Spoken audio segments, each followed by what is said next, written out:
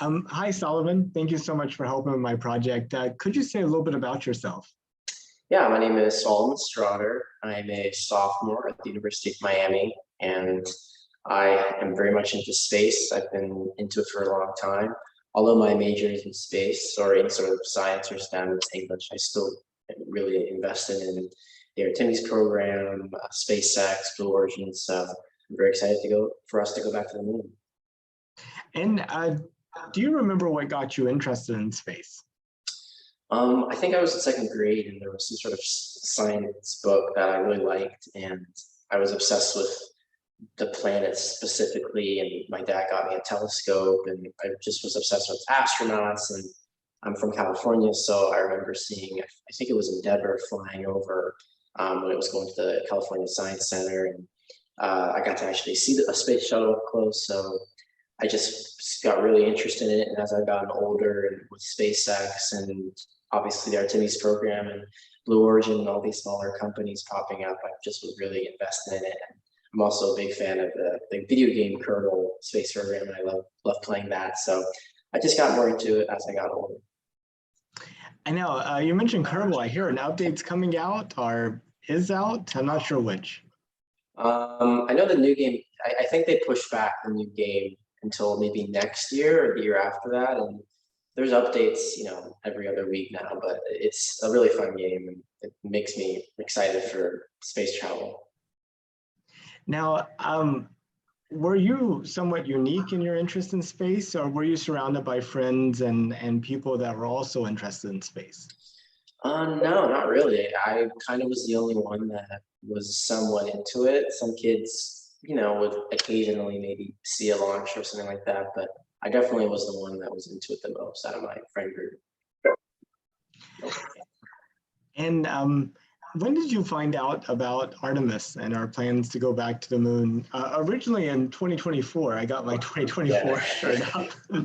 I don't know when I figured it. It must have been a few years back, but I just remember I follow a lot of space journalists and space news on Twitter, and I remember they were trying to figure out a name for the new program, and Artemis came up. And I know SLS, the Space Launch System, has been around for a while. The first program I really kind of figured out about was I think it was Constellation program before SLS came around, but I heard about it a few years ago, and obviously there's been lots of delays with the rocket, but I've just kind of been keeping an eye out for it, and I'm really excited. I know it's supposed to launch this year or in 2024, but hopefully it launches pretty soon. I'm just really excited for it.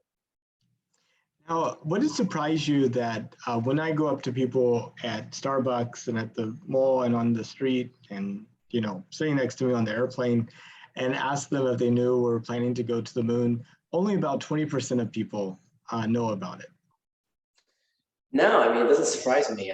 Most of my friends have no clue, or my family, they either don't know, or they don't see the point, or they really only hear about space from, Elon Musk, and that's that, but they don't really know a lot about it. So it kind of surprises me that people aren't excited about it. And you said a lot of people you talk to don't see the point. I mean, a lot of people I talk to also say, haven't we already done that before? We don't have problems on Earth, all these things. But a lot of other people are also excited about it. I was just wondering, how do you engage with them whenever they're not interested?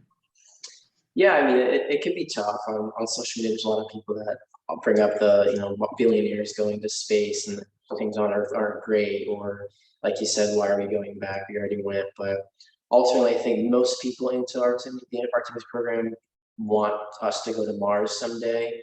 And, there's companies like SpaceX that want to go straight there. And for me, I've always kind of understood the program to be going back to the moon isn't just landing there for a couple of days, but building a base, building a station, kind of continuously going there, maybe using some sort of lunar material for energy and things like that. But I always kind of tell my friends it's not necessarily a space race, but it's more sci-fi than it was in the 60s, like actually having life being present on the moon pretty much every day. So, and then that being the stepping stone for us going back to Mars.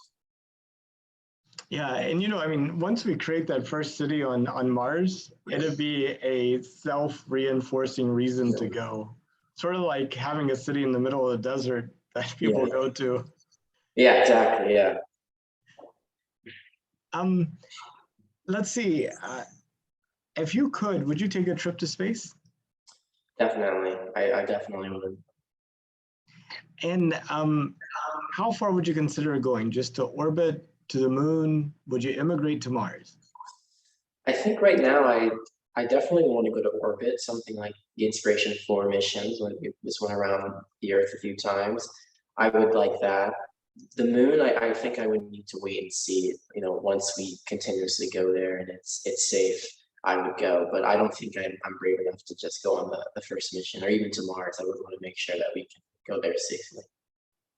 Yeah, and safety is a difficult thing to really talk about, but kind of one measure, and maybe it's a bad measure, I'm not sure, is how many people need to go without there being problems before you feel comfortable. And I was wondering if you put it in those terms, are you talking about hundreds, thousands, millions? I mean, how many Yeah. people have to go before you're like, sign me up? Yeah, I mean, it's interesting. With the Apollo missions, it was a lot of military involvement, and there really wasn't any thought of tourism. And now that we have better technology, we can think about taking lots of people. For me, orbit is I'm safe. It's safe. It's good for me because we've been there so many times. But for something like the moon or Mars, it would take maybe like I guess 5 or 6 missions. And I don't want there to be a failure, but I feel like something has to be able to go wrong because I would want to be on that flight where something miraculously goes wrong. And obviously, I wouldn't want anyone to pass away, but some sort of incident where they can learn from, they can better the equipment. But I would say maybe 5 or 10 flights would be good enough for me. Um, I I think 5 to 10 flights might happen in the next 10 years, I Yeah, hope. yeah. Hopefully, I'm very optimistic that it will. Once you have a completely reusable spacecraft and you start manufacturing them regularly, before long you have lots of spacecraft just hanging around waiting to do stuff. Yeah, I mean that's the goal. That's what I always tell my friends is that it's not just we send someone to the moon once a year. It's that we have so many tools to be able to do it pretty much freely as long as we want, as many times as we want. Um, where do you see humanity in, say, 200 years?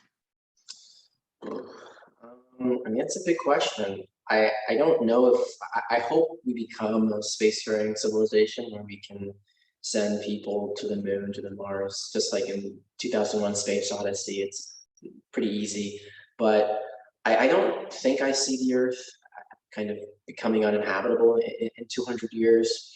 I think civilization, I don't see it dramatically improving unless something changes. I just think things will continue to get worse. But in terms of space and travel, I do think within the 200 years, we'll be able to very easily travel to Mars, to the moon, and hopefully by then we can explore Jupiter and other planets within the solar system. And, we're like here looking at the future, 200 years. I'd like to turn that around a bit. So let's say that those 5 to 10 flights happen and you decide to immigrate to Mars, or let's say one of your children or grandchildren immigrates to Mars. And in 200 years, you have your great, great, great, great, great, great, great, great granddaughter. I'm not sure how many greats, but she is really great. Yeah, um, has lived on Mars her entire life. She's now in high school. And just like high school students today might do a project on the 1820s, yeah, they're doing a project on the 2020s. yeah. So she's in the future looking back at you now. And hopefully you'll say something that I hope will get an A on the paper. But what do you hope she could write about this decade? You could talk about things that you feel pretty confident about happening, or just aspirational things that you hope might happen. Um, I hope that, and I really think that this is the decade where I know a lot of people call it the new golden age, and I think that this is the decade where Starship comes into play and other vehicles start to be made. And space isn't just for billionaires, as people say, but anyone can go to space for any amount of money, and it's safe and it's reliable and it's reusable. But this was the decade that was almost the stepping stone for her to be able to live on Mars and whatnot. But within this decade, I'm hoping we have the first mission to Mars, whether it's Starship, whatever it is, that we prove that humans can live on the moon for a long time, that we can send some sort of spacecraft to Mars, but ultimately, whatever life she lives, that this was the decade that started it all. So hopefully, and I think it could happen, but I feel like within the next few years, especially with the Artemis missions, we'll kind of be able to see what happens. And that's what I feel like too. I feel like right now that both the skeptic and the optimist can both make a valid argument, Yeah. But whenever starships are launching every hour and there's like thousands of them flying to Mars every 2 years, there's really not an interesting conversation to be had at that point. Yeah. Well, Solomon, I know we talked about a whole bunch of things. Those were the questions I had for you. Was there anything else that you wanted to talk about? I don't know. I mean, I think I really enjoy the space community. I feel like most people are super, super nice, and we all have similar goals.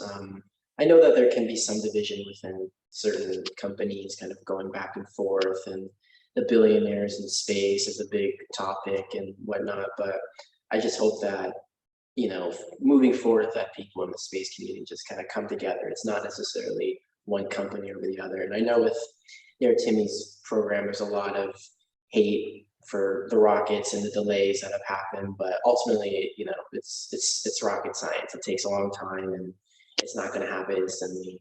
And I just hope people can be patient, because it's already 2022, and 2025, if that's the actual date, is going to come up pretty fast. So I just hope people will just band together and root for each other, because it's not Team America or Team European Space Agency. It's just Team Earth, Team Humanity. So, but I'm excited. I'm really optimistic that things can happen, and I just can't wait for humans to go back to the moon.